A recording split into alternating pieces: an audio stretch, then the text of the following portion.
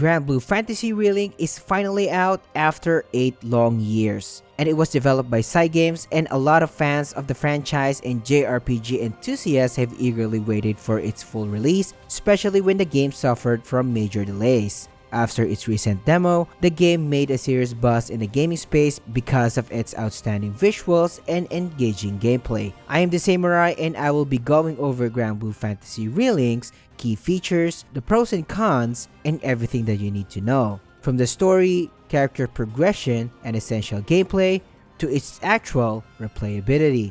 So you can settle if it is worth the hype, and ultimately you can decide whether this game is for you. Together, let's find out as we dive into the world of Granblue Fantasy Relink. The story takes place in the sky realm of Zega Grande Skydom, a mysterious place full of floating islands and home to various races known as the Sky Dwellers. Home of different races which include humans, Erun, Harvin, and Draft, which reminded me of races in Final Fantasy XIV. The player will assume the role of Gran or Jita, which will take the role of the captain, the main protagonist of the story. On a peaceful day, the captain discovers a letter left by his or her late father, which instructs the young Skyfarer to reach the island of Estalucia, a legendary island that no one has yet to live the tale and proves its existence. Accompanied by the captain's best buddy Vern, who is a young dragon and who is very close to the protagonist, they decided to leave the island. But before doing so, they met a young girl named Lyria who decided to accompany them on their journey, and things started to set in motion. In the opening sequence of the game, we can observe that the captain already has a steady and well-bonded crew who supports one another. Following the typical JRPG design which I expected, the game's main scenario starts relatively simple. As the crew started to visit new places and meet new people, they got caught up with different affairs which eventually led to a grand endeavor. Cygames stated that the main scenario will last around 20 hours. This is accurate if you will include post-game content. In my opinion and experience, the story only lasted for 10 hours until the credits rolled. I did not do any side quests, just focus on the main story, pure straight progression. Post-game is more of a padding in my opinion, filled with a series of quests in between. So imagine another 10-hour experience with just a little story in the middle and concluding with a somehow cool final battle sequence. Depending on your perspective, this could be a huge letdown, especially if you are expecting a long main scenario or you will just play for the narrative alone. I predicted these results in my previous videos that Cygames will focus on its endgame content or gameplay loop, which is the case here. Overall, the story of Granblue Fantasy Relink is not outstanding but also not terrible. During the first 10-hour experience, meaning from start to finish, it provided a well-intact narrative and great pacing in general. There were a few respites in between main events, however, these respites were done in short periods, so expect a jam-packed experience. While players can access side quests from NPCs and quest counters to prolong the gameplay to a certain extent, I felt it was unnecessary and focused solely on the main campaign. Despite my short time with the crew, I became interested in them thanks to their distinct characters and identities. If you are new to the series like myself and the gameplay resonates with you, this is absolutely a good start. When it comes to Granblue Fantasy Relink's core gameplay, it is clear as day that Cygames focused the majority of their efforts into this, especially how character progression was laid out, and it was exceptionally executed. Starting with level progressions first. The main story campaign will be divided into chapters, and each chapter will have its own set objectives the players needs to complete to progress. These objectives mostly cover town exploration, or even instance or dungeon exploration. There are only 2 major locations in the game in terms of towns or hubs, and you heard it right. If you love exploration, you will have a little fun here as each location feels like a dungeon. Other than towns, I call other major locations dungeons because it felt that way. It is almost impossible to be lost here since players will be guided with quest markers. While progressing in the said dungeons, there will be hidden chests to find and collectibles to keep an eye on, and that's all there is to it. The size of each dungeon or instance varies, and there was one particular location that felt really huge, but aside from that, everything was straightforward. On the other hand, the focal point of Granblue Fantasy Relink is its overall character progression and combat. These two categories are the biggest chunks or meat of the game. Starting with character progression first. Despite the game's weak overall level progression, it made a strong comeback in terms of character progression. While progressing in the main story campaign, you will be thrown battle after battle, and killing enemies will provide your characters with experience points just like in any RPG. Leveling up will provide your character with more stats and mastery points. Masteries is essentially a skill tree system which I keep calling Spear Grid from Final Fantasy X, although it's not as fair. Masteries lets you unlock additional stats, more Sigils slots, and eventually skills. Each character has their masteries or skill tree if you prefer it that way. The main thing here is you should be careful of how you will use your accumulated mastery points and be careful not to spread it too much between your party. Mastery points or MSP are kind of rare in the early game, so keep this in mind. Unlocking notes and upgrades is expected to provide a rewarding sense every step of the way, which is indeed the case. The next thing on the list is Sigils. Special accessories provide different types of traits that increases a character's stats and help them define their builds in most cases. There is a vast array of sigil types that can be acquired in the game, and each of them comes with different tiers. The higher the tier, the stronger the trait levels that the sigil provides. These are pretty rare as well in early games since you only get them from enemy drops or quest rewards, but you will eventually have easy access to them at the end game, which I will discuss later on. Second to the last thing that I want to discuss is weapons. There will be 6 available weapons for each character, and if you count all of them, that will be a total of 115 weapons. Each weapon provides a certain trait, and finding the best weapons for your characters will be a fun experience. Players will be able to forge and upgrade these weapons for more stats by gathering materials from the field or through services in towns, which follows the traditional Monster Hunter formula. Depending on your preference, this could be a huge thing or probably a negative aspect. Hunting materials, grinding for levels and masteries, upgrading and forging weapons, and upgrading and finding more sigils will be your usual gameplay loop for your characters. The last thing that I want to talk about progression are the playable characters. By now, if you have been following the game for quite a while now, players will be given the chance to play with 20 characters if you will count Jira. Each of these characters has unique skills, Skybound arts that they can bring to the table. It is very clear that this is one of Cygames' focus, and a significant portion of the development has allotted into making these characters unique and fun to play with. Finding the best characters that will match your playstyle will be a fun and immersive experience, especially when building a team. Now that the level and character progressions are out of the way, let's discuss one of the greatest positives of the game, which is combat. As an action role-playing enthusiast, its combat draws my attention more than anything else, and I wholeheartedly believe that the developers put an exceptional effort and passion into this game, and fellow JRPG fans will surely enjoy it. I have to say, each battle was a thrilling experience. The combat mechanics were a combination of classic formulas that we have seen in the past, but they were executed extremely well by Cygames. While I would say that there were no groundbreaking innovations, the basics were capitalized on perfectly. One thing that I really appreciated was the normal attacks, which felt really satisfying, and what I found really impressive is there were no copy-paste of skills or anything like that. The animations and executions were well designed, which shows the passion that the developers put into the game.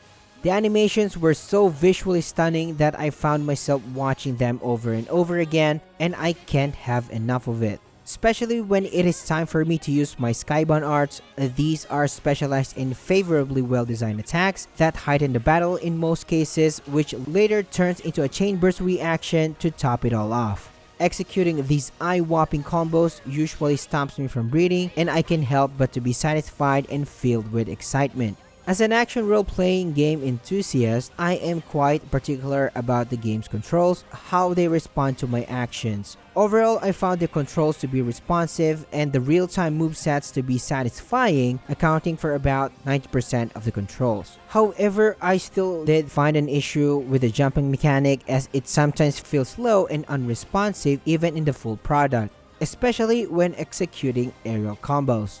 Just like in any action role-playing game, the first few battles in Granblue Fantasy Relink may be overwhelming due to the amount of action happening on the screen. However, after a series of fights, the user will become organized and skilled in the long run. Enemy attacks are well telegraphed even when dealing with regular enemies, allowing players to react accordingly. But when it comes to bosses, that's where the real challenge begins. Boss fights, particularly the main or significant ones, will be the pinnacle of the Granblue Fantasy Relink experience. As expected, bosses pose a threat and a fair challenge, even the first ones in the game. Each boss is unique in terms of attack animations, abilities, weaknesses, and more. As we progress to the endgame bosses and optional bosses, the challenge level will only increase, and it is kind of expected to encounter a lot of boss repeats at this point. Players cannot just mindlessly hack their way through the bosses, especially when it comes to endgame bosses. Bosses in this game have special mechanics that players will need to learn how to avoid, especially if some of them are heavy-hitting attacks or projectiles. These special attacks are often indicated by visual area of effect use, letting players know where to avoid or where is the safe spot most of the time. I find the majority of the fights awfully familiar with how Final Fantasy XIV's mechanics were presented, and I am happy to confirm that my predictions were correct. This is where I tag the game as a product of combined mechanics and progression of Dragalia Lost, Monster Hunter series, FF14, and the visuals of Tales of Arise. However, the biggest downside so far in my case is the inability to switch characters in combat in real time, especially when fighting flying enemies or when trying to destroy certain parts of a monster. Kind of frustrating in my opinion. I tend to bring ranged damagers like Yugen for example, so it is such a waste that I can't utilize him in combat or anyone if I need to access a certain skill. Final Fantasy VII Remake is one of the greatest examples of this, and the ability to conveniently switch between characters in real time provided a thrilling experience, and Cygames could have done it as well. I am eyeing this feature soon, especially in future updates.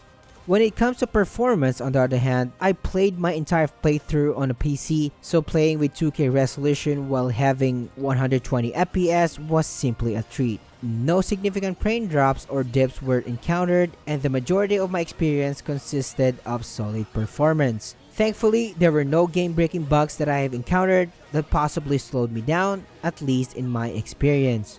Now let's move on to presentation, and moving on to audio and visual aspects of the game.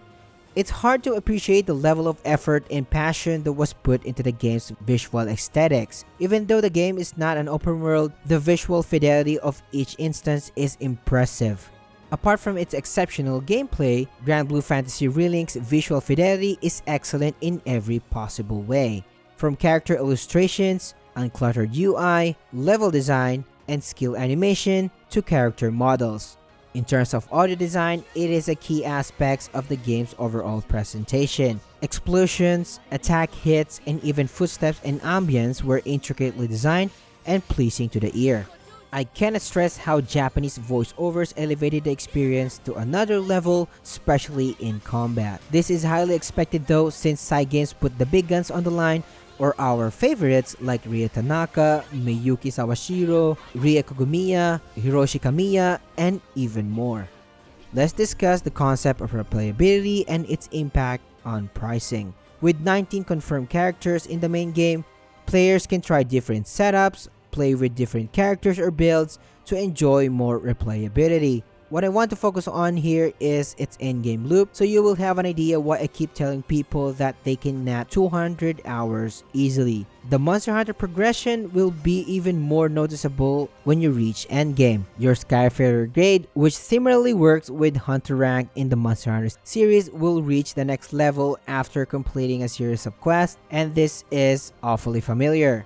Of course, the higher the quest, the better the rewards in terms of crafting materials. From here on out, grinding will officially start, and you will be finding yourself constantly looking for the next weapon and sigil upgrades, or even hunting for better sigils, maxing character levels and masteries to keep up with the higher difficulty quests.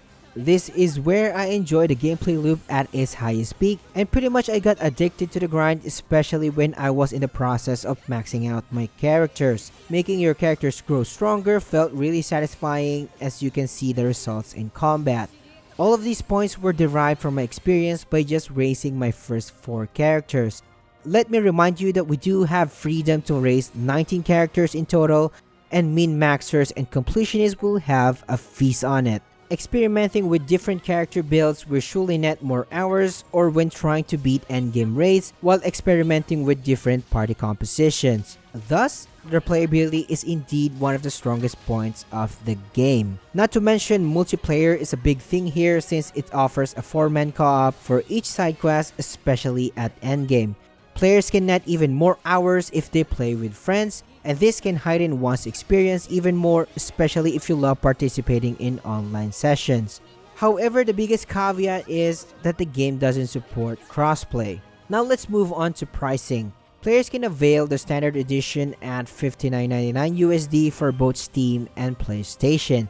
Now my recommendations will vary depending on what aspect you will be focusing on. If you will play the game for its narrative alone, I deeply suggest parking it first, and waiting for a sale is the best course of action. A 10-hour main storyline is really short in my opinion, and probably you will be disappointed. Players who love hunting games, especially if you love this kind of staple gameplay loop, will find the price justifiable and worth every penny. Not to mention, the first 3 updates for this game will be free, and we will be enjoying more characters and bonus endgame raid. Now it is time for the final verdict. Granblue Fantasy Relink just blew me away with its character progression, combat, and endgame loop. After seeing all the great things that it can offer to the table, I can confidently recommend the game to anyone who loves this kind of gameplay, and this is a perfect entry into the series if you are new to it like myself. If you are a fan of Japanese role-playing games, I highly recommend giving this game a chance, especially if you plan to play with friends.